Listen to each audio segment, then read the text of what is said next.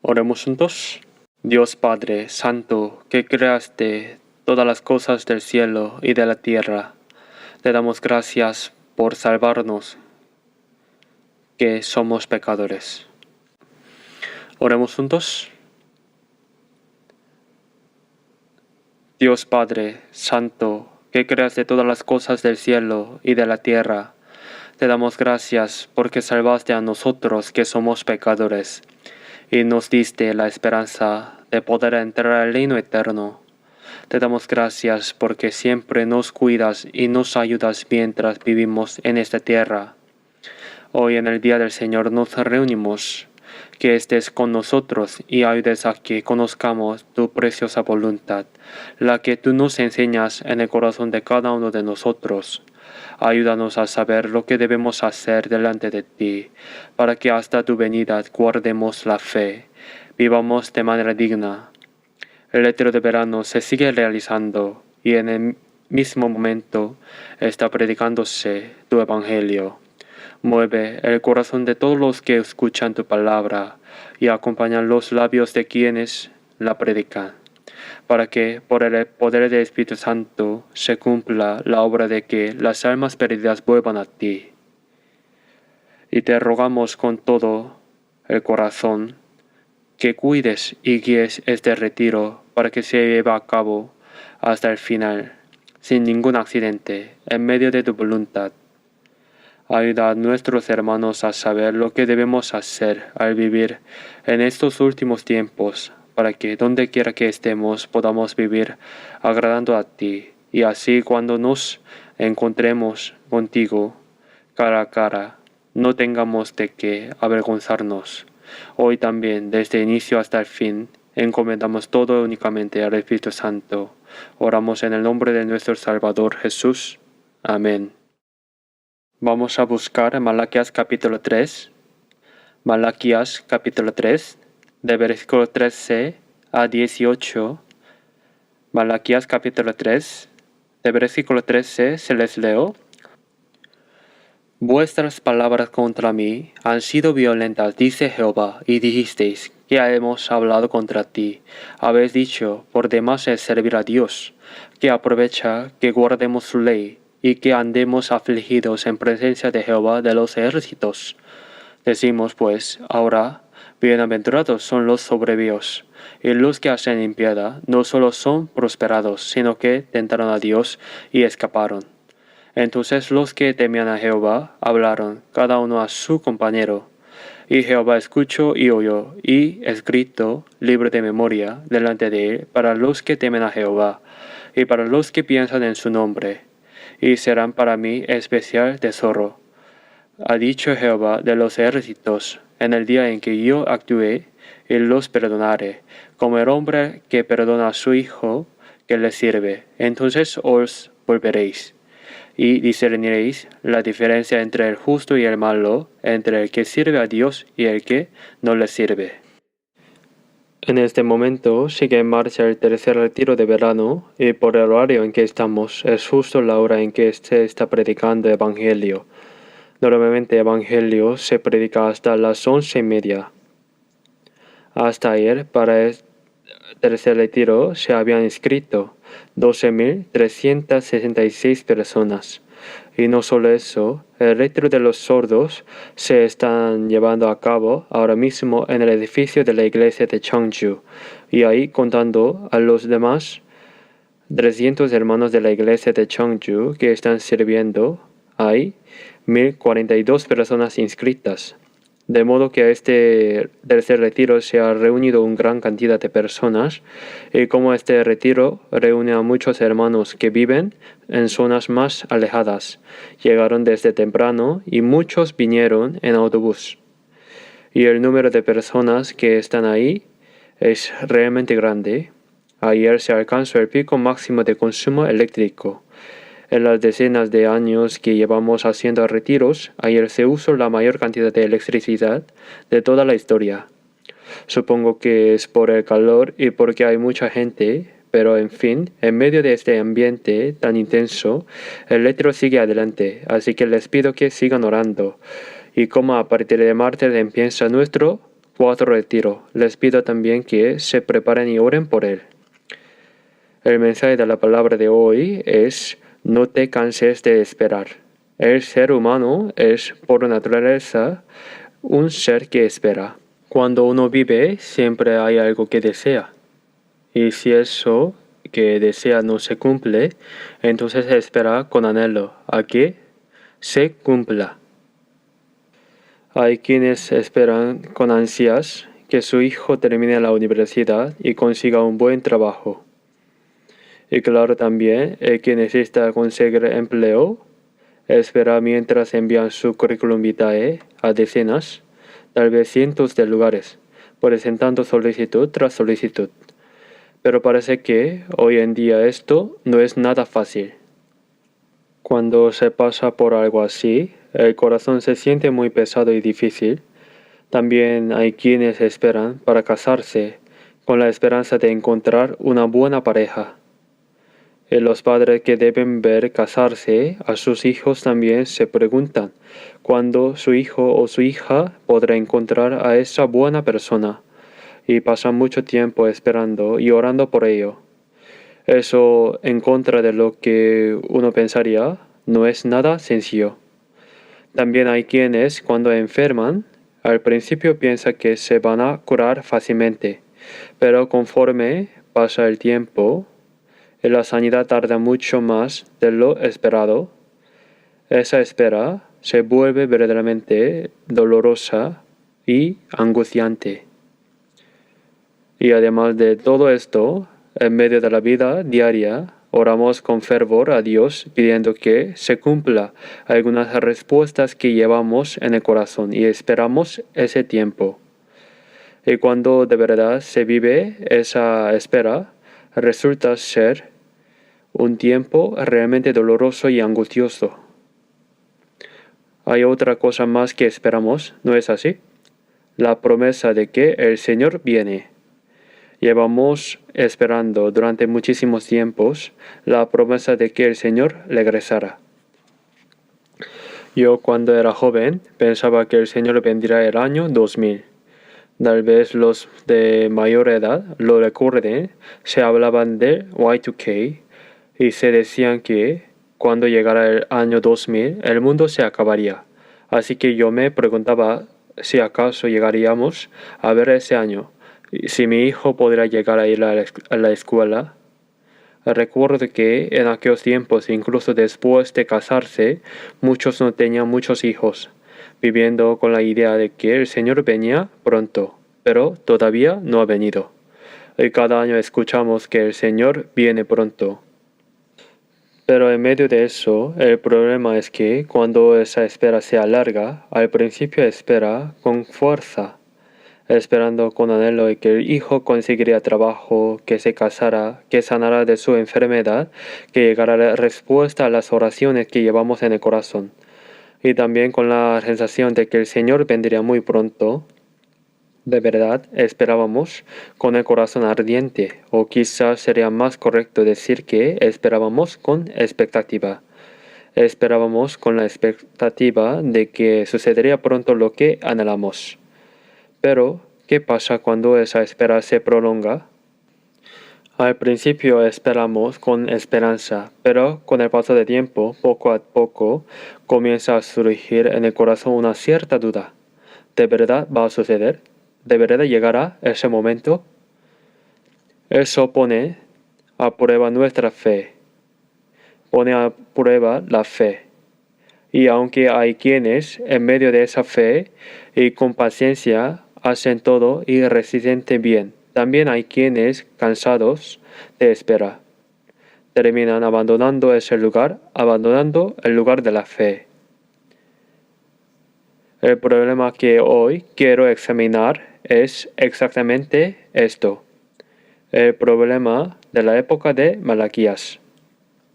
Los hermanos de Malaquías son creyentes que vivieron unos 400 años antes de que Jesús viniera, pero estos creyentes de la época de Malaquías se habían alejado bastante de la fe. Primero vamos a ver versículo 14, voy a leer versículo 13. Vuestras palabras contra mí han sido violentas, dice Jehová, y dijisteis que hemos hablado contra ti.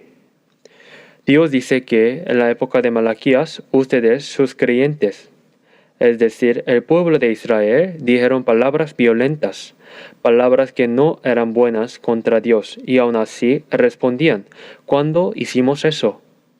¿Con qué palabra te hemos ofendido? Dicen. Y sigamos con el versículo 14. Habéis dicho, por demás es servir a Dios, que aprovecha que guardemos su ley, y que andemos afligidos en presencia de Jehová de los ejércitos. Esto es lo que decían el pueblo de Israel en la época de Malaquías. Decían que servir a Dios era en vano, que no tenían sentido, y que de nada servir guardar los mandamientos de Jehová de los ejércitos y vivir con el corazón oprimido. Viviendo bajo su palabra, atravesamos precauciones, dificultades, cosas que hay que resolver. Y entonces se preguntaban, ¿de qué servía vivir así? ¿Es una voz de fe o una voz alejada de la fe? Es una voz alejada de la fe. En el versículo 15 dice eso.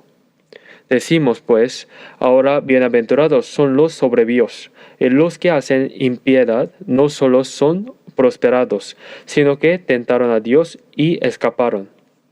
Es decir, estos creyentes de la época de Malaquías, el pueblo de aquel tiempo decían que en su época a los soberbios les va mejor, que a los que hacen el mal les va bien. ¿Qué le pasa al malvado? Que vive mejor, que prospera más, y que al que tienta a Dios en vez de castigo, ¿qué le pasa? Que se libra del castigo, y al contrario le va bien. Es decir, estaban hablando de una manera totalmente alejada de la fe. Y si vemos Malaquías capítulo 1, encontramos que los sacerdotes que ofrecían sacrificios a Dios se habían corrompido. Al presentar el sacrificio delante de Dios no traían animales limpios y buenos, sino los ciegos, los cojos. Entonces Dios les dice, llévenle eso mismo a su gobernador, a ver si lo acepta. Un gobernador enviado desde Persia, es decir, no era el rey de Israel, sino un gobernador enviado por Persia, una nación extranjera. Dios les dice, llévenle a ese gobernador algo ciego, algo cojo, en resumen, algo malo, a ver qué pasa. Cuando uno le lleva algo a un gobernador, ¿debe llevarle algo bueno o algo malo? Si le llevas algo malo, hasta podrías morir por eso. Hay que llevarle lo bueno. Pero a Dios le ofrecían cualquier cosa, sin cuidado. En el capítulo 3 encontramos otras cosas más, no diezmar. ¿Qué les dijo Dios? Que estaban robando lo que era suyo. ¿Cuándo le hemos robado a Dios? Preguntaron. Era por el diezmo. En una palabra, la fe de los creyentes de la época de Malaquías, del pueblo de Israel de aquel tiempo, era, como dirían hoy, una crisis total. Estaban completamente derrumbados, en un estado de colapso espiritual absoluto. Entonces, los creyentes de Malaquías eran, desde el principio, personas de fe mala, de raíz podrida. No, de ninguna manera. Al contrario, sus padres, sus abuelos, tenían una fe realmente admirable. Le pasemos brevemente la historia de Israel. Estamos en el año 606 a.C. Hace 2600 años, en el 606 a.C., antes de Persia estaba en Babilonia. El rey Nabucodonosor de Babilonia invade Israel y le quita a Israel su soberanía. Pero en ese momento no lo destruye por completo, sino que pone un rey títere y se retira. En ese momento se lleva cautivos a algunos de la familia real de la nobleza. ¿Quién fue una de esas personas llevadas cautivas en aquel entonces? Daniel. ¿En qué año? En el 606 a.C. Recuérdenlo bien. En el año 606 a.C. y luego, después de eso, invade 2 veces más. En total, Nabucodonosor invade 3 veces. Y en la segunda invasión se lleva esta vez a varios artesanos y técnicos. Uno de ellos es el profeta Ezequiel. Es decir, Daniel era hijo de una familia noble y fue llevado en el 606. La segunda vez se llevan al profeta Ezequiel, que probablemente era uno de esos técnicos. Pero aún así, como Israel seguía resistiendo y sin obedecer al rey Nabucodonosor, en el año 586 a.C., exactamente 20 años después de 606, invade por tercera vez. En el año 586, invade por tercera vez y destruye por completo a Israel, es decir, a Judá del sur, y arrasa por completo por el templo. El profeta que estaba activo en ese momento fue Jeremías. Pero Jeremías no fue a Babilonia, le ofrecieron llevarlo a Babilonia y tratarlo bien, pero Jeremías no aceptó ir. Babilonia dejó solamente al pueblo más miserable, más pobres, y arrasó con todo, derribó por completo el templo, y luego se retiró. Desde este momento, la tierra de Israel, Judea del sur, Jerusalén, quedó completamente en ruinas. El que se quedó ahí hasta el final, llorando mientras escribía la escritura, fue Jeremías.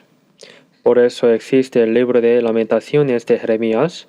Lamentaciones significa cantos de tristeza.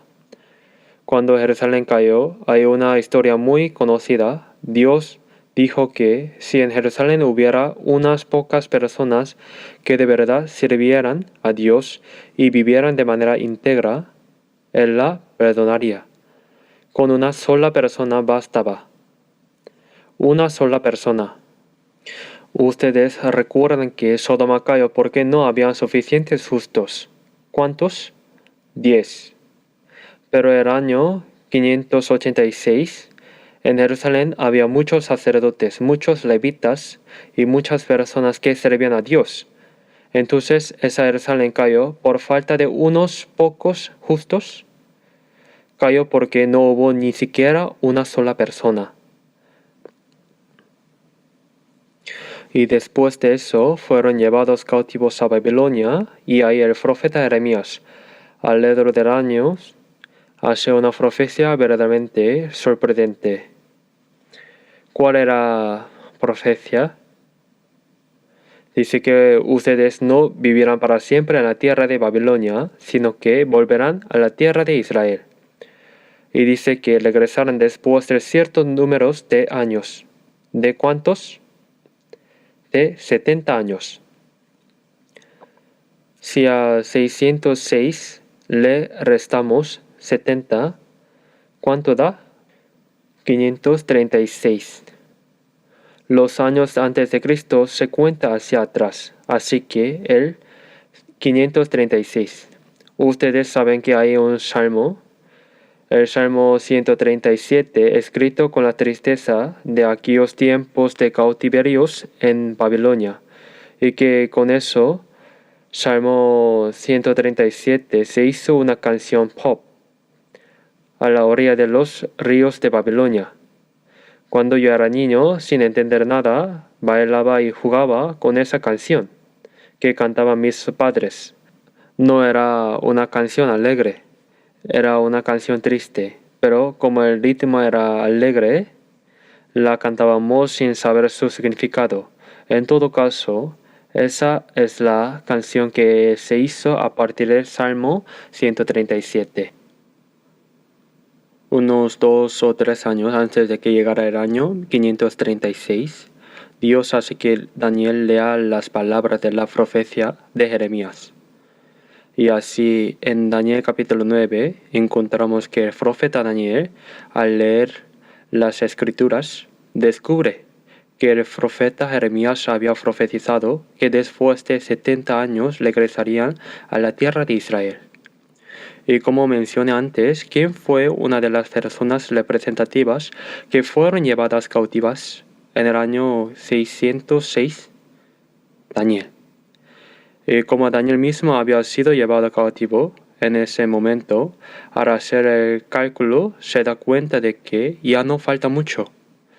Por eso en Daniel capítulo 9, el profeta Daniel ora con fervor, pidiendo que a Dios, tal como lo prometió por medio de su profeta, restaure a la nación de Israel. Ese es el contenido de Daniel capítulo 9. Y después de eso, el ángel Gabriel se le aparece a Daniel y le dice que en verdad se cumplirá. Y le da esa famosa profecía de las 70 semanas de Daniel. No tenemos tiempos de entrar en eso ahora, pero digamos solamente que en efecto, en el año 536 Dios realiza una obra sorprendente. ¿Qué tipo de obra realiza? En ese tiempo Babilonia es destruida. ¿Por quién? Por Persia. Y el gobernante real de Persia en ese momento era un hombre llamado Ciro. Ciro, a quien también se le llama Quirus, al principio pone brevemente como rey a su suegro Darío, mientras él mismo era general, y finalmente cuando Ciro se convierte en rey, emite un decreto. ¿Qué decreto emite? Que la nación que gobierna al pueblo de Israel ha cambiado, y ahora es Persia. Emite un decreto que dice que cualquier israelita que estén en Persia y que lo desee puede regresar a la tierra de Israel. Eso ha quedado registrado como hallazgo arqueológico. ¿Y dónde se encuentra? Si van al Museo Británico, encontrarán algo llamado el cilindro de Ciro, un cilindro hecho de arcilla. Y al leer el contenido de ese cilindro, resulta sorprendente.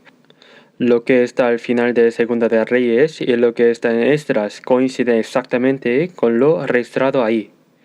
Es el decreto de Ciro. Si vemos la historia, este hombre llamado Ciro ganaba las guerras de una manera sorprendente, con mucha frecuencia. Por ejemplo, cuando alguien logra un gran éxito, es muy raro que sea solo por su propia capacidad. Siempre interviene algo de suerte en cualquier cosa que se haga. Pero este hombre Ciro tenía muchísima suerte cada vez que iba a la guerra. Eran guerras que, en teoría, no se podían ganar, y sin embargo las ganaba unas tras otras. Así que él mismo, al ir a la guerra, sentía algo, lo estaba ayudando. Si ve el libro de Daniel detalladamente, se ve que el profeta Daniel llega a ocupar el cargo más alto, tanto en Babilonia como después en Persia. Ustedes recuerdan la historia de Daniel en el foso de los leones, ¿verdad? Eso no ocurrió en tiempo de Babilonia, sino en tiempo de Persia. Y esto sucedió justo cuando Ciro, antes de convertirse en rey, había puesto brevemente como rey a su suegro Darío. En ese momento se nombró primer ministro al profeta Daniel. Y cuando los funcionarios de la nación conquistadora Persia vieron que Daniel, alguien de una nación derrotada, era puesto en un cargo tan alto, ¿qué sintieron? Sintieron mucha envidia y celos. Y así, para atrapar a este hombre inocente, crearon una trampa. Si oraba, lo echarían al pozo de los leones. Establecieron una ley que exigía adorar a otro dios, y así lograron que Daniel fuera arrojado al pozo de los leones. Pero gracias a Dios, aunque Daniel fue arrojado al pozo de los leones, la boca de los leones quedó cerrada. ¿Qué hizo Dios? Les cerró la boca. Y después de sacar a Daniel de ahí, cuando echaron a los que lo habían acusado, ¿qué hicieron los leones antes de que sus cuerpos tocaran el suelo? Los desgarraron y se los comieron. Esto está registrado en la Biblia, y eso ocurrió precisamente en Persia.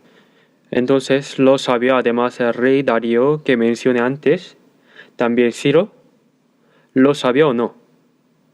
Claro que lo sabía. Si leen el libro de Daniel, verán que se dice que Daniel vivió hasta la época del rey Ciro. La historia de Ciro está registrada. ¿Dónde? En el libro de Isaías.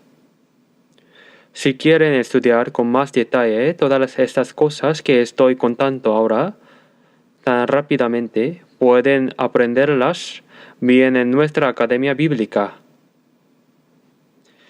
Isaías es un libro escrito alrededor del año 800 antes de Cristo. Entre los años 700 y 800, es decir, unos 200 años antes de que este hombre llamado Ciro apareciera en el mundo. El propio nombre Ciro ya estaba registrado por medio del profeta Isaías, así que estaba profetizado que liberaría a Israel, y sin duda debió de haber alguien que le hizo saber esto a Ciro. ¿Quién creen que fue? El profeta Daniel. Porque no debía de haber nadie que no conociera a Daniel, aquel que salió con vida del foso de los leones. En ese entonces, incluso los reyes de las naciones extranjeras, ¿qué hicieron todos ellos? Reconocieron a Dios. Hay una frase que leí en un libro en el pasado y que me conmovió profundamente el corazón. Daniel no fue un predicador. El profeta Daniel no fue un predicador, pero hizo que todos los pueblos y todos los reyes de las naciones extranjeras se arrodillaran delante de Dios. Todos los pueblos extranjeros, los pueblos de Babilonia y de Persia, los reyes de Babilonia y de Persia, ¿quién fue el que hizo que se arrodillaran delante de Dios? Daniel. Así que sin duda Ciro debió de haber visto su propio nombre a través de las escrituras. Y aquello por lo cual él había obtenido la victoria, reconoció que no era por su propia capacidad, sino por el poder de ¿quién? Seguramente reconoció que era por el poder de Dios. Y podemos ver esto en el hecho de que hoy en día no vamos con frecuencia a un país llamado Irán, pero si buscan en Naver, verán que bastante coreanos han ido ahí. En unos registros de viaje se pueden ver la tumba de Ciro, el cilindro de Ciro, la tumba de Daniel, y la tumba de Mardoqueo. ¿La conocen? Todo lo del libro de Esther de Mardoqueo está ahí, en Irán. Pero la tumba de Ciro es sumamente sencilla. No es la tumba de un rey que fundó un imperio. Es muy modesta. Ciro lo sabía. Aquello por lo cual él había llegado a ser lo que era. ¿De quién era el poder? Del poder de Dios. Era un hombre humilde que reconocía el poder divino. En fin, Ciro concedió la liberación. En el año 536, con Zorobabel como líder, el pueblo de Israel regresó. En el libro de Esdras, que estudiamos del capítulo 1 al 10, los capítulos 1 al 6 son precisamente la historia de cómo Zorobabel lideró ese regreso. Y entonces, ¿dónde está la historia de todos los que en aquel tiempo se quedaron en Persia? Está en el libro de Esther. Mardoqueo y los demás que aparecen en el libro de Esther son personas que no regresaron de Persia a Israel. Pero de los que regresaron de Persia a Israel hubo más de 50,000 personas. Entonces había más gente que se quedó en Persia o más gente que regresó. Los que se quedaron son muchísimos más. Los que regresaron son una minoría. Entonces esa minoría era gente de fe fervorosa o gente que vivía de manera descuidada. Eran personas de una fe verdaderamente ferviente. Zorobabel. ¿Quién era Zorobabel? Descendiente de David. Es decir, está en la genealogía de Jesucristo. Y de haber existido la nación, él habría sido rey. Como la nación había sido destruida, no pudo llegar a ser rey. Pero ese hombre lideró el regreso del año 536, de modo que estas personas eran gente con fervor de fe extraordinario. Pero al principio cuando llegaron trabajaron con mucho ánimo y empezaron a reconstruir el templo destruido, al principio mientras hacían diversas obras en el terreno del templo. Las naciones vecinas les puso tantísimos obstáculos que la obra se detuvo por completo. ¿Por cuánto tiempo se detuvo? Se detuvo durante 20 años. Así que, según la Biblia, el terreno del templo quedó puesto, pero ahí crecieron hierbas y hasta los animales salvajes andaban. En este momento, los que habían venido a construir el templo, que al principio trabajaron con entusiasmo, terminaron agotados por muchos obstáculos que enfrentaron a su alrededor y se quedaron detenidos. Entonces Dios envió a un profeta. ¿A quién envió como profeta? Si bien al final de la Biblia está Ageo, Zacarías, Malaquías. Envió como profeta a Ageo, el primero de los últimos 3 libros de la Biblia. ¿Cuál creen que es el tema del libro que escribió el profeta Ageo? El tema del libro de Ageo es: lo voy a hacer. ¿Qué hacer o no hacer? Habían empezado a construir el templo y se detuvieron. Así que habían que terminarlo pronto. ¿Hasta cuándo? Si uno lee el libro de Ageo, encuentra que Dios les habla a personas que en vez de construir el templo, se dedicaron a arreglarse sus propias casas y se distrajeron con otras cosas. Les dice que, aunque trabajen mucho, es como si tuvieran un saco con agujeros, porque no lograron juntar nada. Hay palabras de ese tipo. Cuando el profeta Ageo fue y habló, la gente le cobró fuerzas. Y luego el profeta Zacarías, más o menos en el mismo periodo, también fue y habló. Y la gente volvió a cobrar ánimo y terminó de construir el templo. Habían regresado en el año 536. Así que 20 años después, ¿en qué año estamos? En el 516. En el año 516 se completó el segundo templo, el templo de Zorobabel. Sé que habla de números da un poco de dolor de cabeza, pero en fin, unos 500 años antes de que Jesús viniera, se completó el templo. Y aquellas personas vivieron entonces una vida de fe con una pasión extraordinaria. ¿Por qué? Porque en el profeta Ageo y sobre todo en el profeta Zacarías se encuentran registradas profecías sobre el Mesías. Está escrito que sus pies se posarán sobre el monte de los olivos, al oriente de Jerusalén, que se partirá de este a oeste, que fluirán agua, y que nuestro Señor Jesús regresará al monte de los olivos en los últimos tiempos. ¿Y dónde está la profecía que dice que el Mesías entrará por la puerta dorada? Esa puerta que está cerrada está en Zacarías. Y no solo eso, la profecía de que Jesús entraría montado sobre un polino, un burrito, ¿dónde está también? Está escrita en Zacarías. Está escrito que así será el día de Jehová, que sobre todos los que atacaron Jerusalén vendrá una plaga. Mientras la persona sigue de pie, los ojos se le pudren por dentro y la lengua también. ¿Y dónde está esta palabra también? En el libro de Zacarías. El profeta Zacarías profetizó no solo la primera venida de Jesucristo, sino también su segunda venida.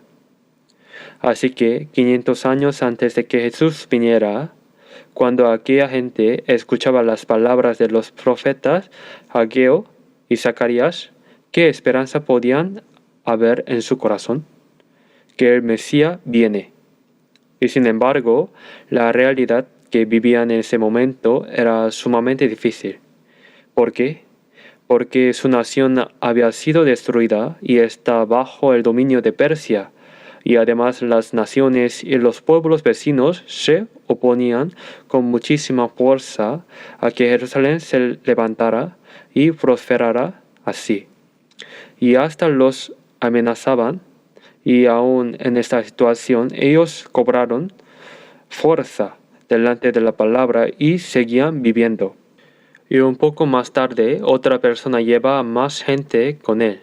¿Quién fue? Esdras. ¿Y conocen el libro de Esdras? Si ven Esdras de capítulo 9 al 10, Esdras es descendiente de Aarón en la 16ª generación. Es decir, es de linaje sacerdotal. Como descendiente de Aarón, era un escriba y sacerdote a la vez, es decir, un hombre sumamente versado en las escrituras, y fue quien afirmó al pueblo de Israel en la palabra. Y él fue y les enseñó la palabra a la gente. Y además poco después, casi en la misma época, ¿quién más llegó? Nehemías. ¿Recuerdan el libro de Nehemías? Si Esdras fue el hombre encargado de enseñar la palabra de Dios, Nehemías vino como gobernador de Persia. Así que tenía la autoridad para obtener todo lo que pidiera delante del rey del imperio persa. Y cuando escuchó que aunque el templo de Jerusalén ya estaba levantado, sus puertas habían sido quemadas y no tenían murallas, y que por eso el pueblo sufría muchas persecuciones y dificultades por parte de las naciones vecinas, se llenó de angustia y en medio de la oración pidió permiso al rey. ¿Y con qué cargo vino? Vino como gobernador. Y lo que hizo Nehemías fue esto: cuando Zorobabel vino, lo que se hizo fue construir el templo. El templo destruido es el segundo templo, el templo de Zorobabel. Pero lo que hicieron Nehemías y Esdras al llegar fue a reconstruir la muralla de Jerusalén, esa muralla que rodeaba la ciudad. Porque solo una muralla se puede defender los ataques extranjeros y hacerse fuerte. Y mientras Nehemías estaba de gobernador, ¿quién enseñaba la palabra de Dios? La enseñaba Esdras. Y como Nehemías era gobernador, tenía poder político, ¿no es cierto? Con ese poder hizo que el pueblo de Israel estuviera muy despierto en la fe. Y lo que ellos esperaban era, ¿a quién? Al Mesías. La expectativa de que el Mesías vendría se mantuvo hasta más o menos el año 450. Es decir, desde Zorobabel pasando por Esdras y Nehemías. Durante esa época, durante 2 o incluso 3 generaciones, la gente vivió en medio de circunstancias difíciles, pero vivió con fervor en la fe. Pero después, seguramente Esdras también murió y Nehemías también murió. Y entonces, ¿cómo eran los creyentes de la época de Malaquías? El pueblo de Israel de la época de Malaquías. Ya estamos entrando al siglo IV, más o menos al principio del siglo IV. Probablemente sería la generación de los hijos o de los nietos de aquel Nehemías o aquel Esdras de quienes hablé antes. Y en esa generación de los hijos o de los nietos, ¿qué pasó con su fe? En una palabra, se derrumbó por completo. Parece que he explicado el trasfondo demasiado largo. Ahora llegamos a la época de Malaquías. Como dije antes, la generación de aquellos padres, abuelos y bisabuelos que habían vivido con tanto fervor y habían partido de ese mundo. Y una vez que cambió la generación, llegó el momento en que ellos comenzaron a hablar de esta manera. Se levantaron con palabras violentas contra Dios y decían que servir a Dios era en vano, que de nada servía vivir guardando los mandamientos de Jehová de los ejércitos. Decían que el soberbio le va bien, que al que hace el mal le va próspero, que al que tienta a Dios se le libera del castigo. Pero yo sirvo a Dios y vivo esperando al Mesías, y aún así nuestra época es demasiado difícil. ¿Por qué? Porque seguían bajo el dominio de Persia. Las naciones extranjeras a sus alrededores buscaban cualquier oportunidad para devorar a Israel. En cuanto Israel hacía algo pequeño, lo amenazaban, y a veces incluso llegaban a la violencia física real. y al vivir así, el pueblo de Israel se derrumbó mucho en su fe. ¿Cuál creen que fue la razón? Porque la espera se prolongó demasiado. Y la razón por la que hoy pienso en esta palabra es que esta época se parece mucho a la nuestra.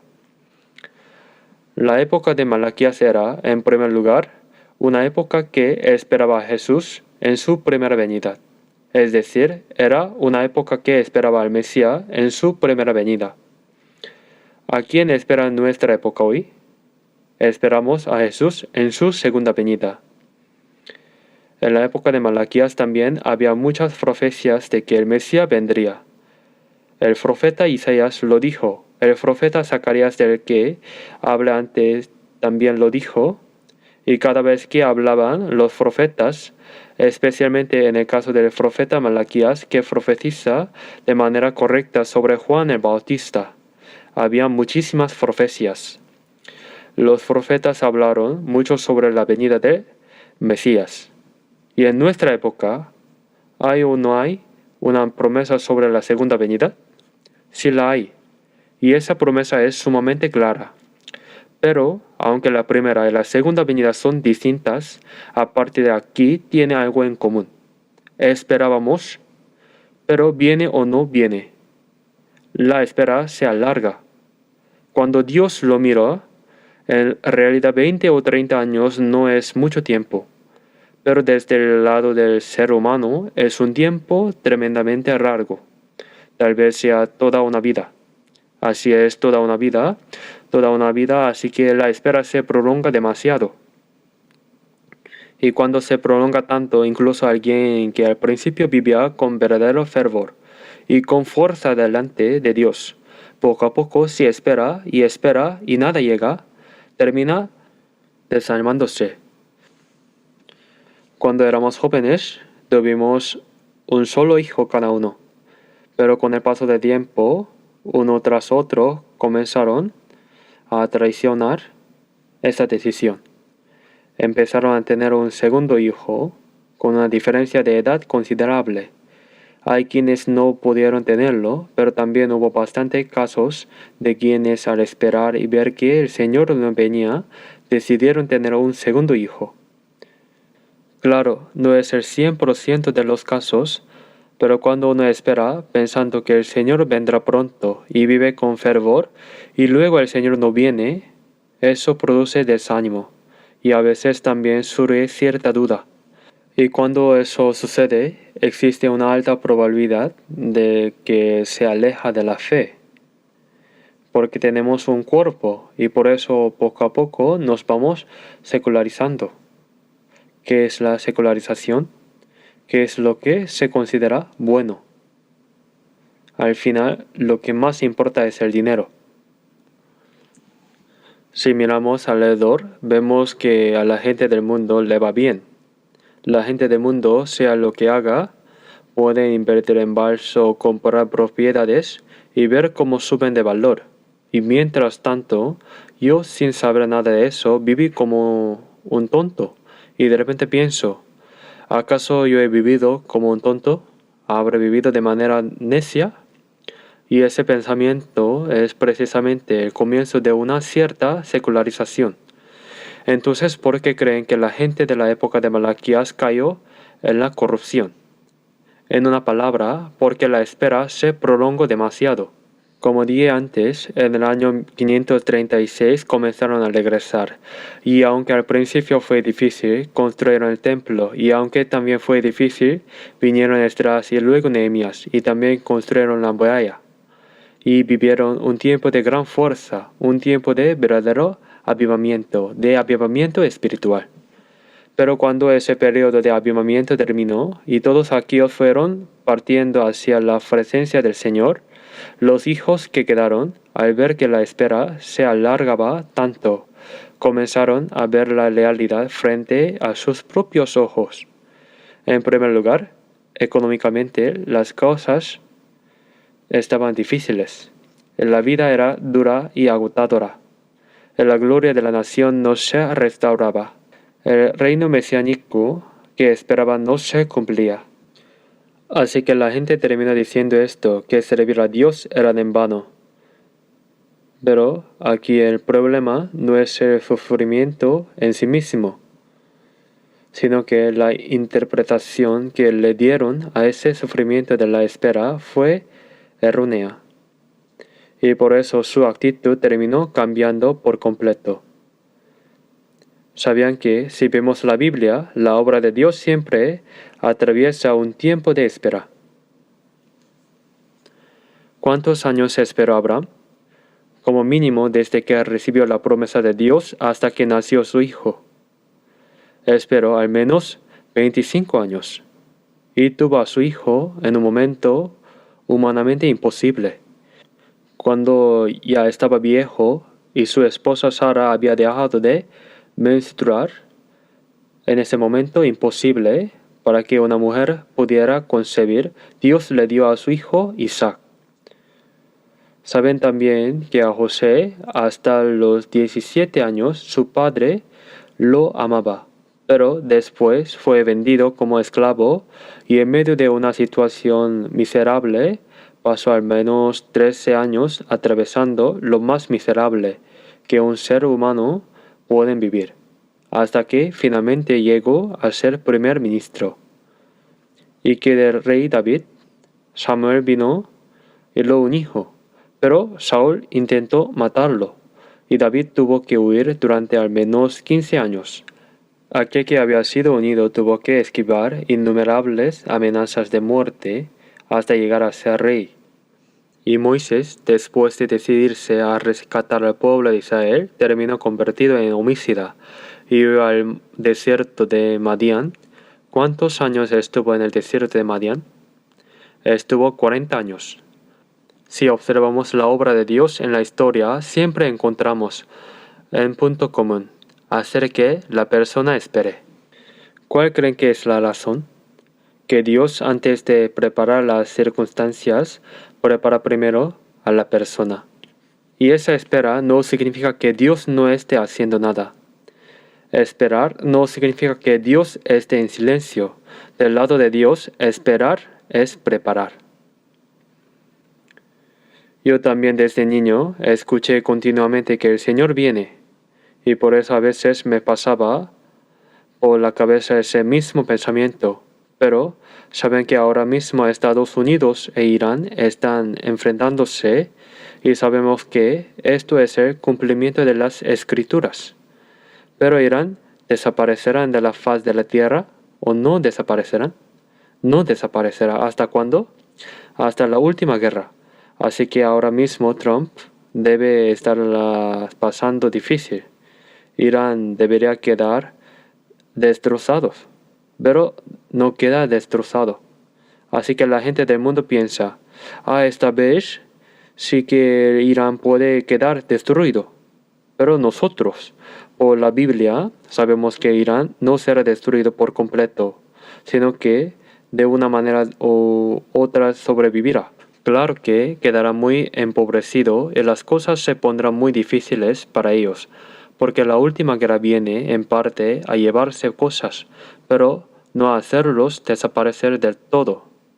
Sabemos eso a través de la Biblia, y al ver esto, ¿qué pensamiento nos viene? Que el Señor está trabajando. Permítanme compartir un pensamiento personal, algo así como una teoría propia. Es solo mi opinión. A mí Trump no me cae bien. Emocionalmente habla de manera muy imprudente y hace cosas muy extrañas. Pero últimamente, en cierto sentido, le tengo gratitud. Si Trump no hubiera existido en nuestro país, habría entrado en un largo estancamiento económico. Según mi opinión personal, casi todas las industrias que tiene nuestro país se solapan con las de China. Y contra China no podemos ganar. Si compitiéramos directamente, nuestro país realmente habría vivido en un modo de bajo crecimiento.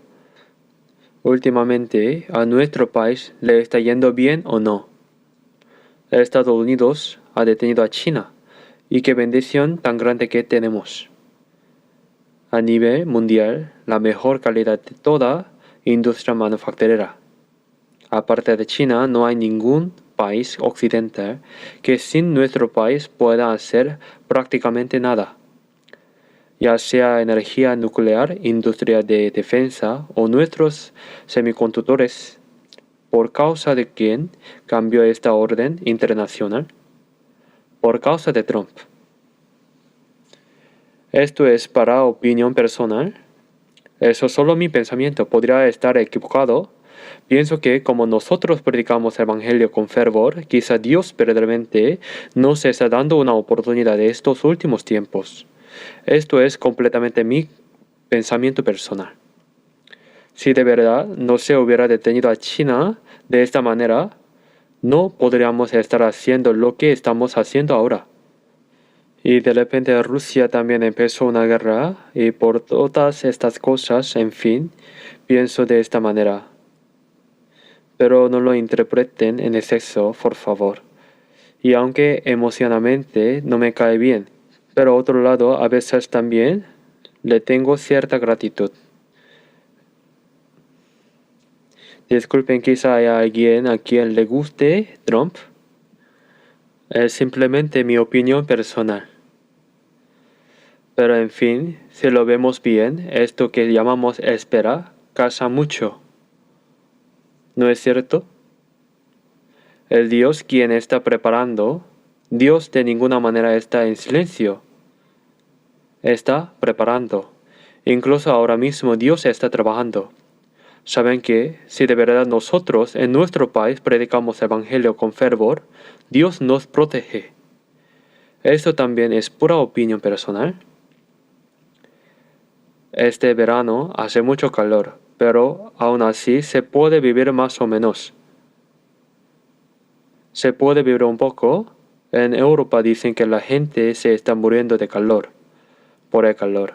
Así que también me pregunto si esto será una protección de Dios, ya que tenemos que hacer letra de todas formas. Como evangelizamos con fervor, Dios nos ayuda. Y aunque pueda parecer que tiene sentido, en cualquier caso, Dios nos protege y nos cuida para que podamos predicar el Evangelio. En estos últimos tiempos, Dios está trabajando, y como todavía hay personas a quienes se les debe predicar el Evangelio y evangelizar, por eso Dios espera un poco más.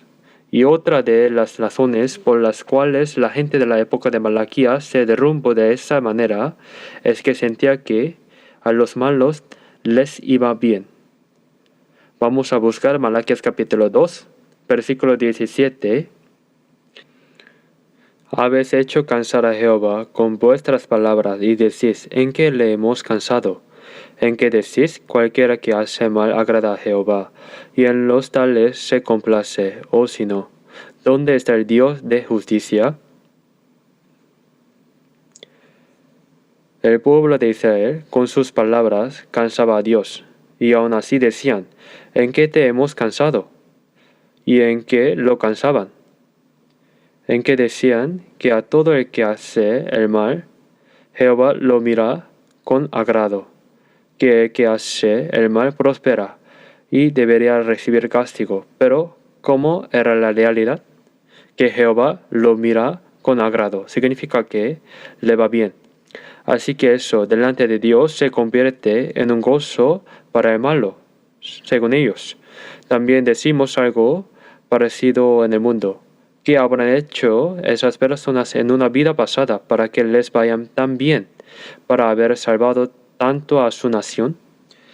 Eso mismo decían ellos. Y luego decían, ¿dónde está el Dios de justicia? Es decir, preguntan si Dios en verdad existe, si esto realmente tiene sentido. Es decir, no podían entender por qué a los malvados les iban bien, y por eso su fe se derrumbó. Y por eso terminaban diciendo que servir a Dios era en vano. Pero aquí hay algo que está mal. Cuando uno se decepciona, ¿qué viene después? Viene el resentimiento. La decepción trae resentimiento y cuando el resentimiento se agrava, uno se vuelve cínico. Y poco a poco se vuelve indiferente hacia Dios, y luego todo se vuelve mera formalidad. porque de todos modos hay que cumplir, y al final se termina cayendo en la corrupción, decepción, resentimiento, cinismo, indiferencia, fe meramente formal, y de ahí a la corrupción. Y ese es el camino. Ese fue el camino de la gente de la época de Malaquías. ¿Por qué creen que fue así? En la época de Malaquías, si lo resumimos en pocas palabras, se derrumbaron en varios frentes. Y en primer lugar se derrumbó el sacrificio. En el capítulo 1 vemos que traían animales enfermos, animales cojos. Al presentar el sacrificio delante de Dios, había que ofrecer una ofrenda. Si tenían ovejas, cabras o vacas, ofrecer las mejores les dolían. Les parecía un desperdicio. Entonces, ¿qué ofrecían? Ofrecían al animal enfermo, al ciego, al cojo, cosas que ya ni siquiera tenían valor comercial. Y eso mismo era lo que llevaban delante de Dios cuando se trataba de un sacrificio. Pero Dios lo sabe, y por eso les dice, llévenle esto mismo a su gobernador, a ver si lo aceptaría. El sacrificio se había derrumbado. Y esta gente además dice esto. Vemos el capítulo 1, versículo 2. Voy a leer el versículo 2 de Malaquías capítulo 1, donde el pueblo de la época de la Malaquías dice también lo siguiente. Yo os he amado, dice Jehová, y dijisteis, ¿en qué nos amaste? Yo te amo, dice Dios, pero ¿en qué los amo? Es como cuando les decimos a nuestros hijos, te quiero mucho, te amo. Y ellos responden, ¿cuándo me amo, papá? ¿Qué me ha dado papá? Ese tipo de hijos malagradecidos existen, ¿verdad? Y ese mismo semblante de hijo malagradecido, ¿de quién es el semblante? Es el semblante de Israel. Y los sacerdotes, ¿qué se supone que deben hacer? Enseñar la palabra de Dios. Pero estas palabras se habían corrompido. Vamos a ver capítulo 2, versículo 7. Capítulo 2, versículo 7. Porque los labios del sacerdote han de guardar la sabiduría, y de su boca el pueblo buscará la ley. Porque mensajero es de Jehová de los ejércitos. Mas vosotros os habéis apartado del camino, habéis hecho tropezar a muchos en la ley, habéis corrompido en el pacto de Leví. Dice Jehová de los ejércitos. El deber del sacerdote era guardar la palabra de Dios, el conocimiento de Dios, y responder a la gente cuando preguntara. Pero ellos se habían desviado del camino correcto, los sacerdotes se habían corrompido. Y dice que hicieron que otros tropezaron con la ley, es decir, que los propios sacerdotes ya ni siquiera guardaban la ley. Y entonces, naturalmente, del pueblo común ya ni hablar. Y no solo eso, más adelante vemos que la familia comenzó a derrumbarse. Los hombres empezaron a abandonar a sus familias.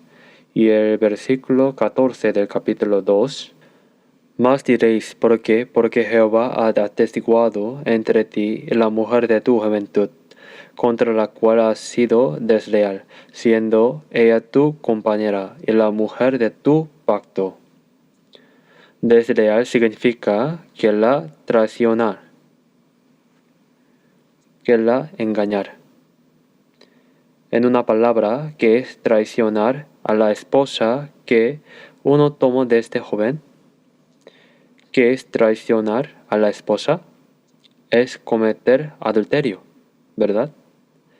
Engañar a la esposa, y como Dios desea tener hijos piadosos, en cambio nacían hijos que no eran piadosos. La familia se está desmoronando. Y como dije antes, también se derrumbó el diezmo. Dios les dice, ¿acaso no me están robando lo que es mío? Y ellos preguntan, ¿cuándo le hemos robado a Dios? Dios responde, es el diezmo, la ofrenda. Así, cansados de esta espera, su fe se derrumbó por completo. Esta situación, ¿estaría bien que fuera la nuestra? ¿O no estaría bien? Si estuviera bien, hoy no estaría predicando este mensaje. Pero si no permanecemos despiertos en la fe, podríamos llegar a caer en algo parecido. ¿O no podríamos? Sí, podríamos. Nuestra época es realmente una época espiritualmente peligrosa. Y espiritualmente es una época en la que es fácil cansarse, tal como en la época de Malaquías. Pero nosotros, ¿cómo debemos vivir? Es una época en la que debemos guardar la fe hasta que el Señor venga. Primero que nada, ¿vendrá el Señor o no vendrá? Sí, vendrá. Aquel Mesías que esperaba la gente de la época de Malaquías, ¿vino o no vino? Sí vino. Vino, pero ellos, cansados de esperar, terminaron corrompiéndose. Se derrumbaron. Y cuando el Señor por fin vino, ¿lo reconocieron o no? No lo reconocieron. Salvo unos pocos que estaban despiertos cuando el Señor vino, cuando el Mesías vino, la mayoría, aunque tanto esperaron al Mesías, no lo reconocieron. ¿No es esto una tragedia? Después de esperar así, después de vivir así, ¿cuál creen que es la verdadera tragedia de nuestra época? En la parábola de 10 vírgenes se nos compara con ellas. Había vírgenes que estaban despiertas, pero ¿qué otras vírgenes habían? Había vírgenes que estaban durmiendo. La Biblia registra también a un siervo que, pensando que el Señor tardaría en venir, comenzó a golpear a los demás siervos, y de esa manera, durmiendo, justo después de haber vivido con fervor durante mucho tiempo, si justo en ese momento uno está durmiendo, si se encuentra con el Señor, ¿qué pasa?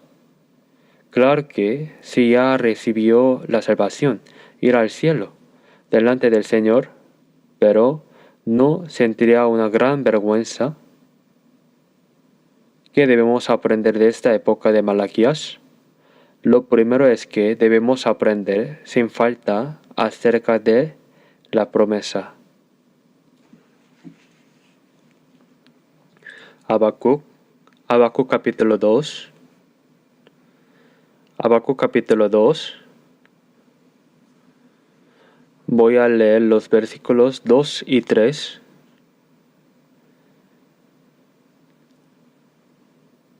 Y Jehová me respondió y dijo: escribe la visión y declara en tablas, para que corra el que leeré en ella. Aunque la visión tardará aún por un tiempo, mas se apresura hacia el fin, y no mentirá. Aunque tardaré, esperarlo, porque sin duda vendrá, no tardará. El libro de Habacuc trata de una época en la que a la gente malvada le iba demasiado bien. Por eso el profeta Habacuc le hace una pregunta a Dios. El entorno es parecido al de la época de Malaquías. En la época de Malaquías, como a los malos les iba bien, ¿qué hizo el pueblo de Israel de aquel tiempo? Se desanimó por completo y cayó en la corrupción. Pero Habacuc, en lugar de desanimarse, ¿qué hizo delante de Dios? Hizo una pregunta. Esa es la diferencia. Dios, porque a los malos les va bien. Y entonces Dios, al recibir esa pregunta, le da una respuesta. Y eso es el contenido del capítulo 1. Ahí dice que Dios enviará a Babilonia para castigar a esos malvados. Levantará a Babilonia para castigar a los malos. Pero al escuchar eso, a Habacuc le surge una duda aún mayor. Dios, aún así nosotros somos tu pueblo. Pero Babilonia no solo es gente extranjera, sino que hablando en términos del mundo, son personas todavía peores que el pueblo de Israel. ¿Cómo puedes enviar a gente todavía peor para castigar a tu pueblo, Israel? Dios, ¿no te parece que esto no está bien? preguntó así. Entonces Dios le da a Habacuc una segunda respuesta, que es justo lo que acabamos de leer. Que Babilonia es solo una vara que Dios usa. Usa esa vara para castigar. Y también dice que Babilonia, por sus propios pecados, será juzgada por Dios con justicia. Y al escuchar eso, el profeta Habacuc entiende la voluntad de Dios y compone aquel canto tan conocido. ¿Qué tipo de canto compone? Componen algo así. Voy a leer también versículo 16. Hoy se conmovieron mis entrañas, a la voz temblaron mis labios. Cuando escucho, es decir, cuando escucho el plan de Dios, sus entrañas se entremecieron y sus labios temblaron por causa de esa voz. ¿Cuál es ese plan? En pocas palabras se refiere a que en el futuro Israel será destruida. Se refiere a que Judá del sur caerá. Por eso es algo que hace temblar. Pudrición entró en mis huesos, y dentro de mí me estremecí. Si bien estaré quieto en el día de la angustia, cuando suba el pueblo, el que lo invadirá con sus tropas. Al saber que viene a atacarnos, que vamos a caer, es algo que hacer temblar. Pero eso es el big picture de Dios. Es algo que Dios ha planeado y que Él mismo lleva a cabo, y así la voluntad de Dios se cumple. Al comprender esto es cuando llega a decir estas palabras. Leamos juntos los versículos 17 y 18. Aunque la higuera no florezca, ni en las vides haya frutos, aunque falte el producto de olivo, y los labradores no den mantenimiento, y las ovejas sean quitadas de la majada, y no haya vacas en los corrales, con todo yo me alegraré en Jehová, y me gozaré en el Dios de mi salvación. Cuando estalla la guerra y todo se pierde, ¿queda algo o no? No queda absolutamente nada.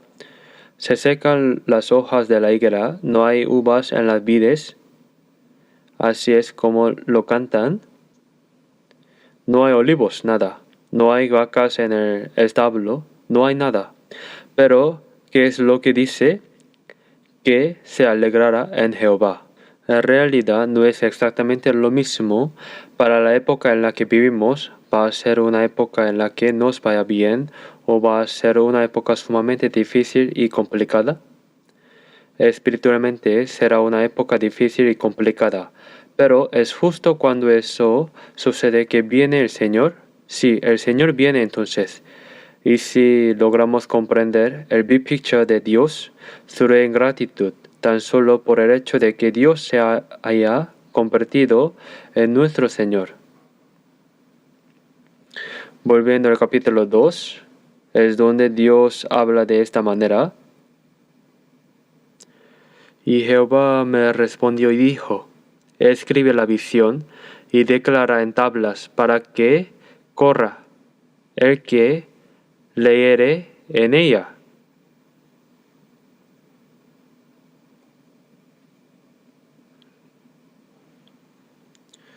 Aunque la visión tardará aún por un tiempo, mas se apresura hacia el fin y no mentirá, aunque tardaré esperarlo, porque sin duda vendrá, no tardará.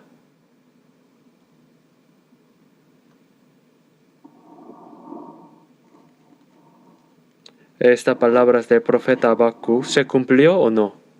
Sí se cumplió. Cuando el Señor vino, es decir, no en su segunda venida, sino en su primera venida, desde el punto de vista humano, parecía que se retrasaba, que las cosas no salían como uno pensaba, y que tardaba. Pero en el plan de Dios, sin duda, sin retrasarse, se cumpliría. Y así el Señor vino en su primera venida, tal como fue prometido. Solo que, como la vida humana es corta, el pueblo de la época de Malaquías no llegó a verlo con la rapidez que ellos deseaban. De la misma manera, la segunda venida del Señor también, sin duda, se cumplirá. Debemos saber esto por medio de la palabra, y no debemos juzgar con ligereza la justicia de Dios. ¿A qué me refiero? Al malvado le va bien, y a la prosperidad del malvado, que dice la Biblia, dice que no la envidiemos. En el Salmo 73 dice que fue solo al entrar al santuario de Dios que comprendió el fin de ellos. ¿Dónde se decide realmente el resultado final? No es en este mundo. ¿Dónde se decide quién realmente va a estar bien al final? Se decide cuando estemos delante de Dios. En este mundo, si vemos la Biblia, hay algo realmente curioso. Personas que comieron tanto que se les salen los ojos, que mueren cómodamente, y a las que la gente lloran desconsoladamente. Pero en un instante, ¿a dónde van? Van al Hades. Pero los que viven en la fe deben estar despiertos delante de Dios, y Dios les prometió que Él mismo les dará su recompensa cuando estén delante del Señor. Entonces, ¿qué es lo que ahora nosotros debemos hacer? Lo importante que es, primero, debemos estar despiertos. Vamos a buscar San Mateo capítulo 24. San Mateo capítulo 24.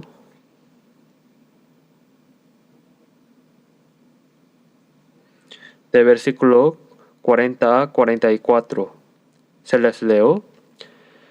Entonces estarán dos en el campo, el uno será tomado y el otro será dejado. Dos mujeres estarán moliendo en un molino, la una será tomada y la otra será dejada. Velad pues, porque no sabéis a qué hora ha de venir vuestro Señor. Pero sabed esto, que si el padre de familia supiese a qué hora el ladrón habría de venir, velaría y no dejaría minar su casa. Leamos juntos. También vosotros estad preparados, porque el Hijo del Hombre vendrá a la hora que no pensáis. Si un ladrón viene y uno supiera cuándo llegará, por supuesto que el dueño de la casa se mantendría despierto para evitarlo. Pero delante de nosotros, si hay dos en el campo, uno será tomado y el otro será dejado.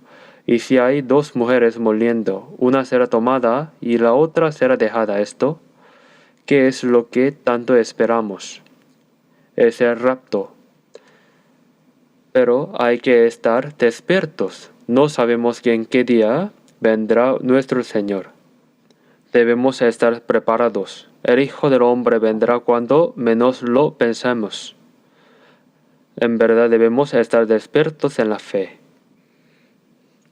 Hace 26 o 27 años, cuando éramos jóvenes, usábamos comunicación de computadora. Por medio de esa, hermanos nos reunimos en salas de chat para tener comunión.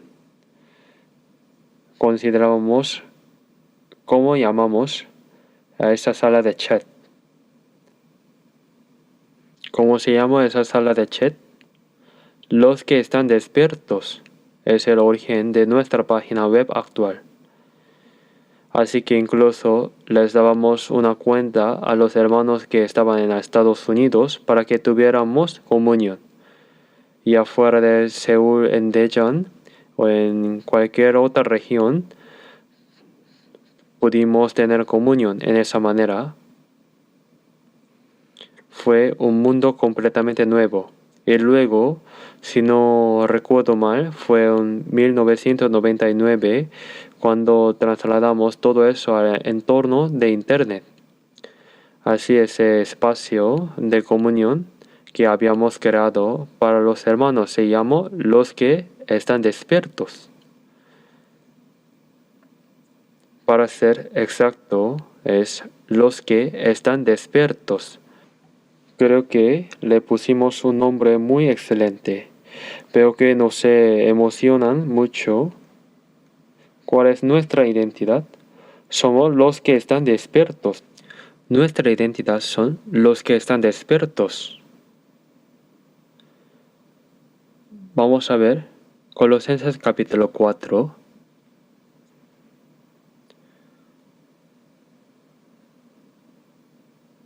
Colosenses capítulo 4, versículo 1.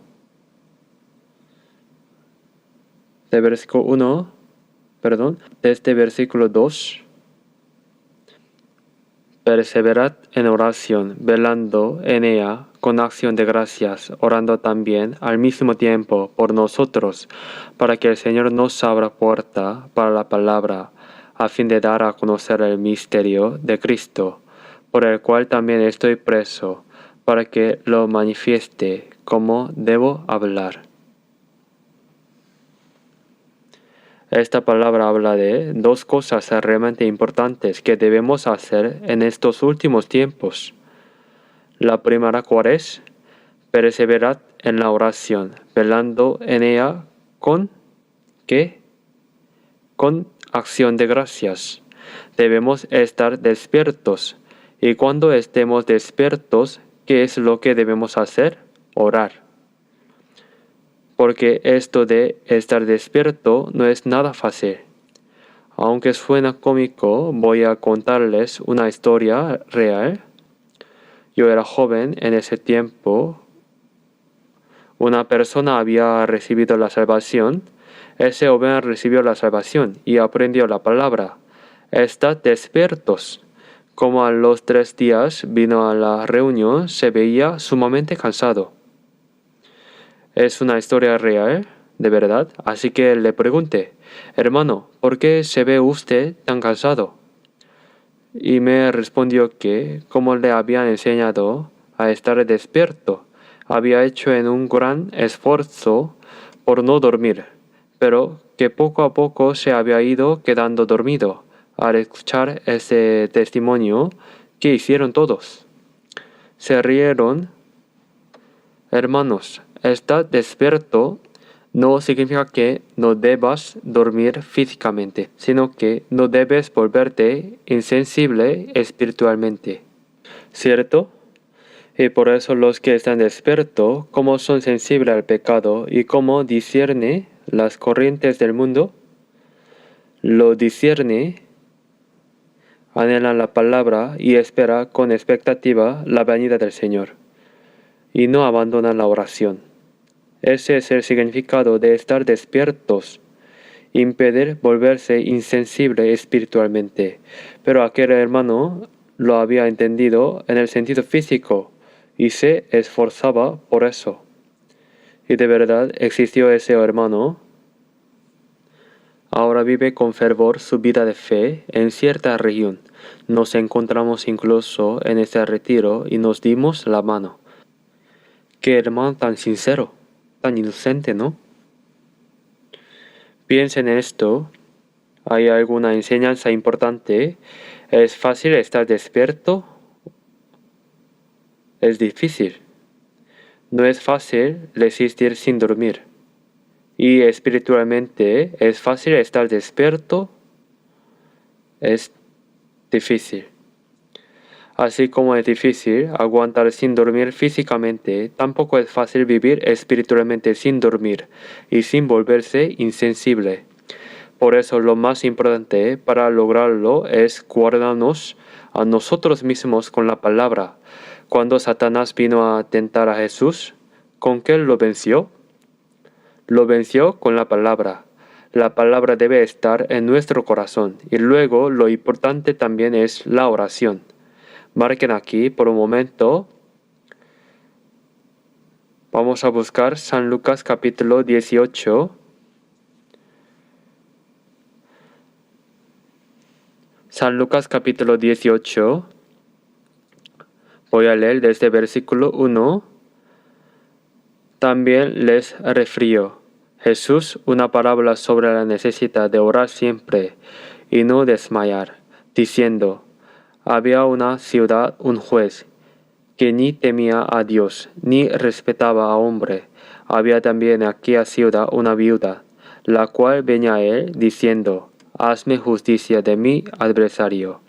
Y él no quiso por algún tiempo, pero después de esto dijo dentro de sí, aunque ni temo a Dios ni tengo respeto a hombre, sin embargo, porque esta viuda me es molesta, le haré justicia, no sea que viniendo de continuo me agote la paciencia. Y dijo el Señor, oí lo que dijo el juez injusto, ¿y acaso Dios no hará justicia a sus escogidos? Que clama a él día y noche, ¿se tardará en responderles? Os digo que pronto les hará justicia, pero cuando venga el Hijo del Hombre, ¿hallará fe en la tierra? Pero la oración es, en cierto sentido, una espera, y a través de la historia que el juez injusto podemos recibir una gran enseñanza. Al final dice, cuando venga el Hijo del Hombre, ¿hallará fe en la tierra? Esto es sorprendente, porque incluso un juez injusto, si uno va con insistencia y le suplica con fervor, termina haciéndole justicia. Y lo dice esto, que si nosotros, los creyentes, los hermanos que hemos recibido la salvación, le pedimos a Dios, sin duda nos escuchará. Entonces, ¿por qué de repente dice, hallará fe? ¿Qué significa esa fe aquí? Es alguien que fue una y otra vez, que insistió hasta el final. Así que esta fe es, primero, la fe que cree con certeza que Dios va a responder y que ora hasta el final con esa certeza. Pero dice, cuando venga el Hijo del Hombre, ¿la encontrará? ¿La hallará? Entonces, ¿qué es lo que sucede cuando venga el Hijo del Hombre? Si aplicamos esto a la segunda venida, entonces se trata de un creyente que vive con la mirada puesta en el nombre del Señor y que empieza a pensar, como esto no se cumple y no se cumple, uno empieza a pensar, ¿cuándo vendrá? ¿De verdad Dios está trabajando? Debería simplemente rendirme, pero cuando Jesús dice, la encontrará cuando yo venga, lo que está preguntando es, ¿cuántas personas creen que habrá que sigan orando así, sin parar, hasta que yo vuelva? ¿Eso significa que no serán muchas o pocas? Significa que serán pocas. Entonces, ¿qué es esta fe? Es una fe que persevera con paciencia. Es decir, es la fe paciente que sigue orando y esperando sin desanimarse hasta que el Señor venga. Si lo que el Señor quiere decir con cuando el Hijo del Hombre venga es que probablemente serán pocos los que actúen así. Entonces a nosotros no se está diciendo que no hagamos ese, sino que esperemos con paciencia. ¿Qué nos dice que hagamos sin cesar? Que oremos. Y incluso un juez injusto escuchó, ¿no habrá de escuchar Dios? Aunque yo tarde, aunque la respuesta se demore, ¿cuántas personas seguirán orando sin rendirse? Cuando el mundo se ponga cada vez más difícil y la fe se vaya enfriando, ¿cuántos de verdad seguirán confiando en Dios hasta el final y orando? Aunque parezca que la respuesta se retrasa, ¿cuántos habrá que sigan sosteniendo hasta el final la certeza de que Dios sin duda está trabajando? Si el Señor nos hace esta pregunta, ¿qué tipo de persona debemos ser nosotros para poder responderle delante de Él? Debemos ser del tipo que dice, Señor, esto es demasiado, ¿de verdad no vienes? O, aunque la respuesta se retrase, tendré una fe que sigo orando. Señor, aunque tenga que esperar mucho tiempo, tendré una fe que no se desanima. Señor, aunque el mundo se vuelva más malvado, tendré una fe, no dudar de ti. Señor, aunque parezca que tu segunda venida se retrasa, tendré una fe que se aferra a la esperanza hasta el final y vive delante de ti. Señor, tendré una fe que tiene la certeza de que la justicia de ti sin duda se cumplirá.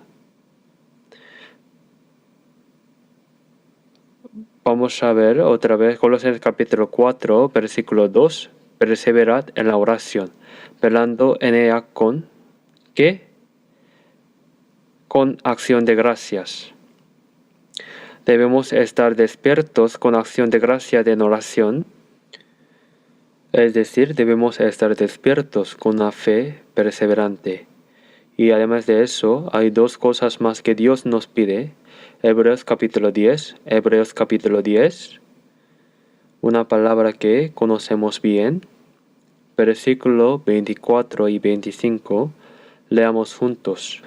Y considerémonos unos a otros para estimularnos al amor y a las buenas obras, no dejando de congregarnos como algunos tienen por costumbre, sino exhortándonos, y tanto más, cuanto veis que aquel día se acerca.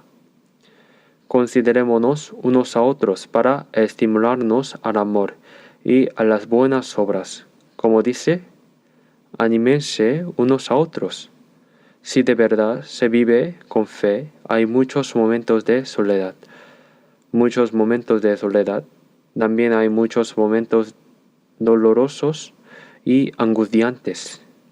Aunque sin duda hacemos el bien, muchas veces no recibimos ni un buen trato, ni agradecimiento por parte de la gente, e incluso somos rechazados. Y aún así, ¿qué debemos hacer los unos con los otros?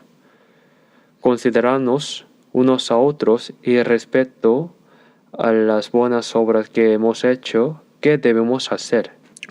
Y no dejar de congregarnos como algunos tienen por costumbre, sino al contrario, exhortarnos y hacerlo con mayor fervor cuanto más veamos acercarse ese día.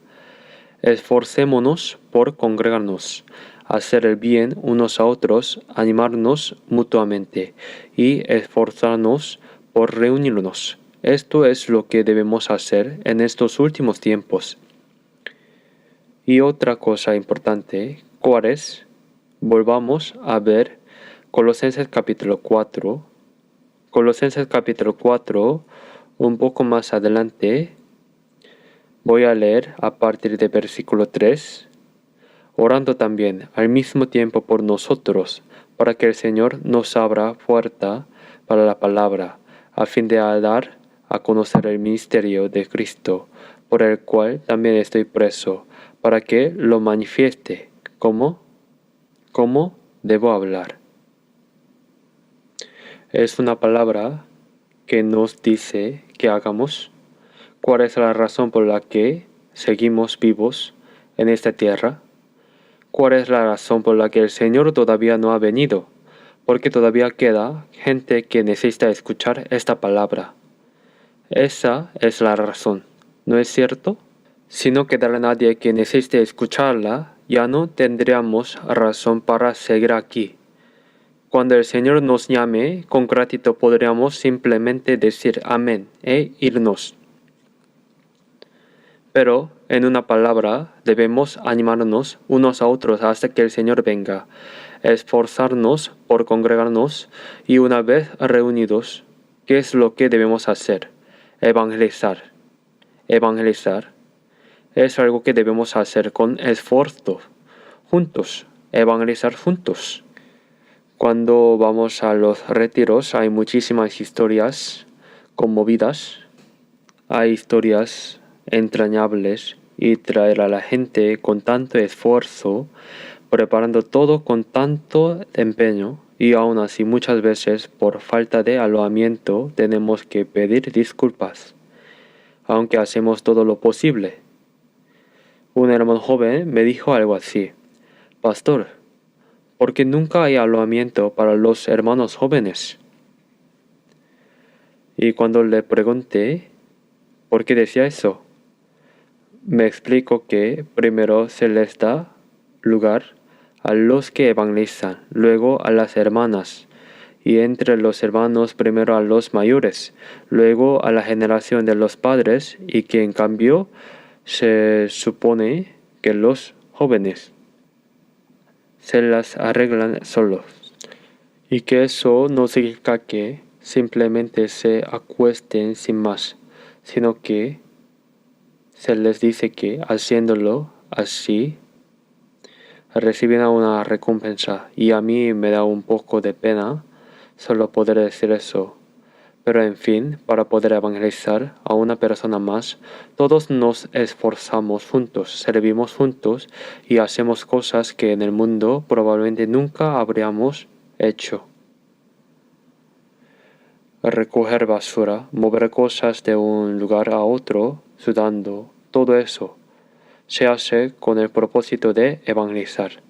Entonces lo que nosotros debemos hacer en esta época es precisamente eso. Y a las personas que hacen bien ese trabajo, ¿Dios las recordará o no? Sí, las recordará. Volvamos otra vez a Malaquías capítulo 3. Malaquías capítulo 3. Los versículos 14 y 15 del capítulo 3, como vimos antes, había personas que hablaban de una manera alejada de la fe. Pero incluso en esa misma época, sin duda había personas que vivían delante de Dios con fe verdadera. Voy a leer a partir del versículo 16. Entonces los que temían a Jehová hablaron cada uno a su compañero, y Jehová escuchó y oyó, y fue escrito el libro de memoria delante de él, para los que temen a Jehová, y para los que piensan en su nombre, y serán para mí especial tesoro. Ha dicho Jehová de los ejércitos, en el día en que yo actúe, y los perdonaré, como el hombre que perdona a su hijo que le sirve. Incluso en la época de Malaquías, aunque hubo tanta corrupción, tanta desánimo, tanta seculaciones, aún en medio de todo eso, sin duda hubo personas que conservaron la fe de esperar a Dios, de esperar a Mesías.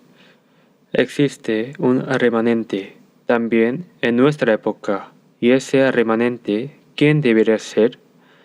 Debo ser yo. En la época de Elías, cuando todos se habían ido tras Baal, y Elías, al ver que la reina Jezabel quería matarlo, sintió que todo había terminado. ¿Qué le dijo Dios? Le dijo que había guardado a 7,000 que no habían doblado rodillas ante Baal. Hay un remanente. En nuestra época también hay ese remanente. Debe haberlo. Y en ese remanente, ¿quiénes deben estar? Ustedes y yo debemos estar ahí. Eso es lo que dice, que los que temen a Jehová hablan cada uno con su compañero, se piden oración unos a otros, tienen comunión, se gozan juntos, y Dios lo escucha todo. ¿Y qué hace Dios con eso? Lo escucha todo. Y para los que temen a Jehová y para los que piensan con respeto en su nombre, ¿qué hace delante de Jehová en ese libro de memoria? Lo escribe, lo ha escrito. Cuando lleguemos delante del Señor, todo aquello por lo que tuvimos comunión con fervor,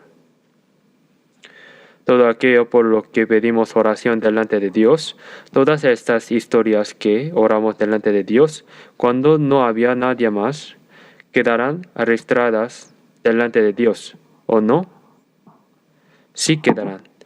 Y Dios lo dijo, Jehová de los ejércitos ha dicho, en el día que yo he señalado, los haré mi especial tesoro. ¿Qué será ese especial tesoro del que aquí se habla? ¿Conocen las joyas? ¿Les gustan las joyerías?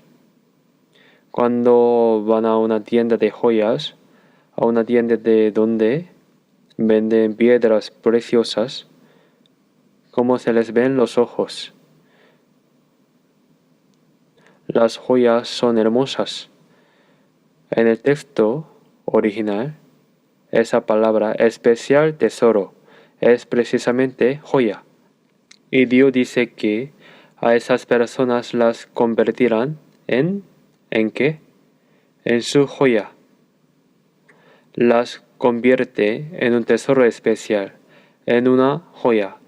Y si tiene una joya, la dejan por ahí sin cuidado o la guardan con sumo cuidado. La guardan con sumo cuidado, la miran, la limpian, la protegen para que no se pierda, la tratan con estima. Y si de repente desapareciera, la buscarían por todas partes. A mí me pasó algo así ayer. Estaba haciendo algo, hablando sin darme cuenta y caminando ya estaba lejos de mi cuenta de que no tenía el reloj en la muñeca. ¿Dónde se me quedó? ¿Qué problema? ¿Se me habrá caído? Pero al llegar a la oficina, ahí estaba, exactamente en mi lugar. Y en esos pocos minutos, en los que pensaba dónde podría haber ido, sentí una angustia muy grande. Claro, comparando con una joya es algo de un valor mucho menor, pero para mí es algo realmente valioso. Y para ustedes también, ¿verdad? Ustedes también tienen cosas valiosas. Y a esos creyentes, ¿en qué los convierte Dios? ¿En qué convierte a lo más precioso en una joya? Y entonces ustedes volverán y discernirán la diferencia entre el justo y el malo, entre el que sirve a Dios y el que no le sirve. ¿Saben qué es lo último que se registra en este libro de Malaquías?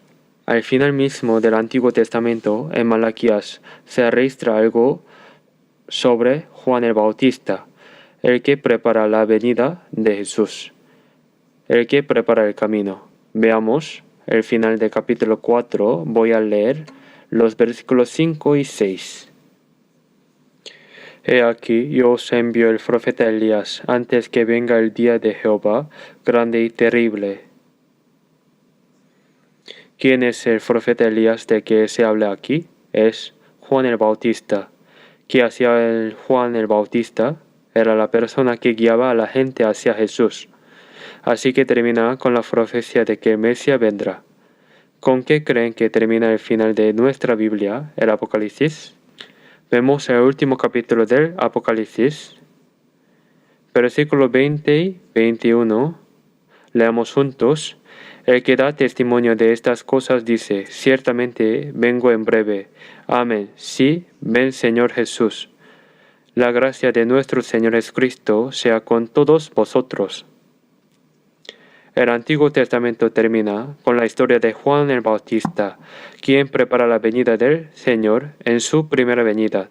Anunció que el Señor vendría, y todo el Nuevo Testamento, es decir, toda la Biblia entera, ¿con qué termina el final? Amén. Sí, ven Señor Jesús, ciertamente vengo en breve. Amén. Ven Señor Jesús. Termina con la promesa de que el Señor viene otra vez. En nuestra época, aunque humanamente haya partes difíciles y complicadas, el Señor tal como lo prometió sin duda vendrá. Deseo de corazón que nosotros guardamos la fe hasta el final y que cuando estemos delante del Señor seamos creyentes que no duermen, los que están despiertos. Eso es lo que debemos hacer.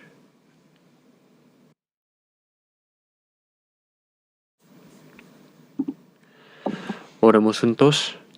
Dios Padre Santo, te damos gracias porque a través de la enseñanza mostrada por medio de los creyentes de Malaquías nos hiciste saber que tenemos que esperarte con la fe firme y que debemos mirarte.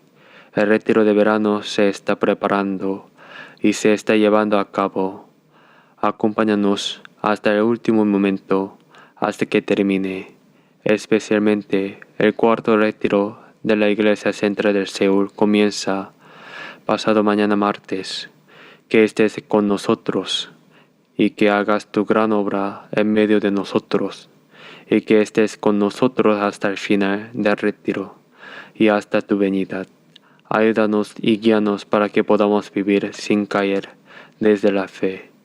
Enséñanos con tu palabra lo que debemos hacer y haznos saber las cosas que debemos vivir delante de ti. Y guíanos, ayúdanos para que lleguemos a ser una iglesia preciosa y que no tengamos ninguna vergüenza al estar delante de ti. Protege y cuida a todos los hermanos que se esfuerzan por el retiro, a todos los que evangelizan y a todos los que escuchan la palabra.